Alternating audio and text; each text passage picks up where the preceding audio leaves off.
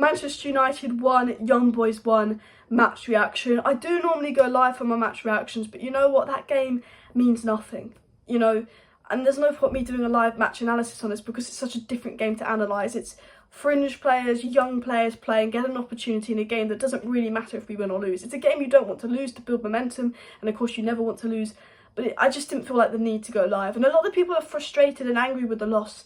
Not, why am I saying lost? Draw? I think because we're like, we didn't play great, it's Young Boys, blah, we should have won, they're crap, blah, blah, blah. The first half, we played some really good, exciting football. And the second half, we dropped off, just like we did against Crystal Palace. And a lot of that is maybe due to match fitness. The players, you know, don't have the ability to, you know, follow Rangnick's tactics and press the full 90 minutes. Maybe they're tired. But you've also got to remember that a lot of these players aren't match sharp. They're not fully match fit. They haven't had a lot of minutes.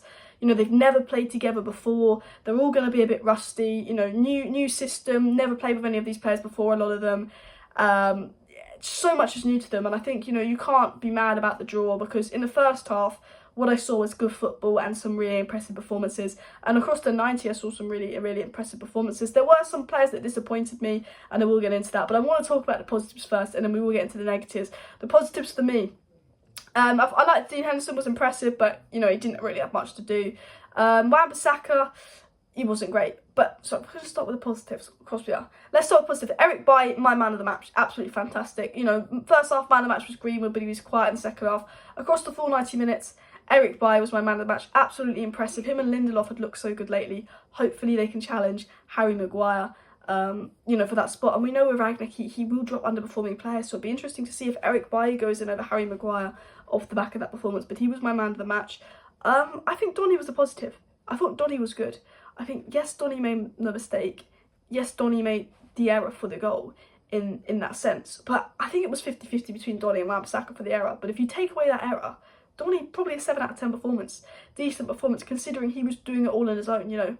You know, we see McFred and they play together and they help each other out. Lingard and Mata did not help Donny out at all. And Donny made the most tackles, most passes, most interceptions. Statistically, made some key passes, forward passes. Was defensively pretty solid, actually, apart from the goal that he gave away. And if you take away that he was the error for the goal, it was a very good performance from Donny. And hopefully, you know, Rangnick sees what we can see and doesn't look at that one mistake. And Mason Greenwood, best juncture in the world.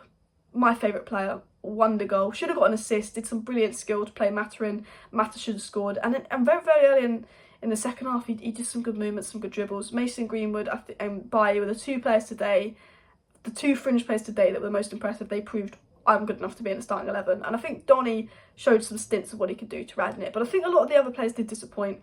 I think Mata and Lingard for me were the two most disappointing players, especially Lingard. I think Mata did make some good passes. This was Lingard's opportunity to shine. I've been saying he deserves more minutes. I've been saying that Carrick and Ollie have been unfair on him. Lingard had an opportunity today, and Elanga and Ahmed outshone him. Even Mata outshone him. I thought him and Wan-Bissaka were the worst two players on the pitch. I was disappointed in Lingard because this was an opportunity for him, and he just didn't grasp it, and he didn't track back. He didn't help Donny. Maybe it's the new system and all of that.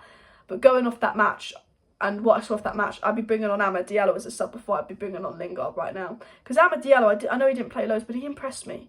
Because just the way he moved the ball, he got the ball, he makes that first time pass, those technical passes, those technical touches. He almost got an assist as well. And I was really impressed with Amad Diallo and his decision making. And for me, he just looks like a better player than Lingard and Mata, in my opinion as well. So the press with Amad Diallo, I think Elanga was quite quiet, he almost scored. But to sum up the match, Wan-Bissaka was poor. Was not impressed with Wan-Bissaka. Lingard and Mata were poor. They were the three players that were poor. But it doesn't matter. It doesn't matter.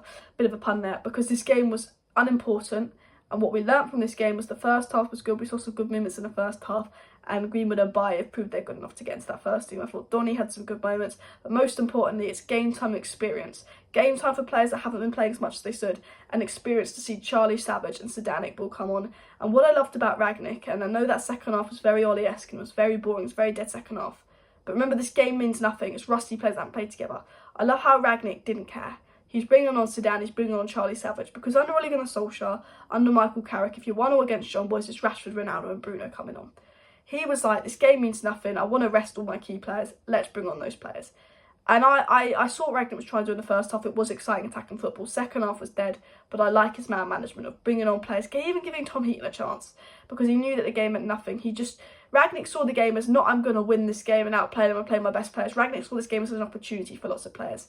And buying in Greenwood most definitely took the opportunity. And that's what I see from the game. Smash a like on the video, subscribe down below, share this video. I will be live tomorrow night with some updates as well. And I will be live Friday night for a match preview to Man Utd versus Norwich. Like, subscribe, share. See you next time.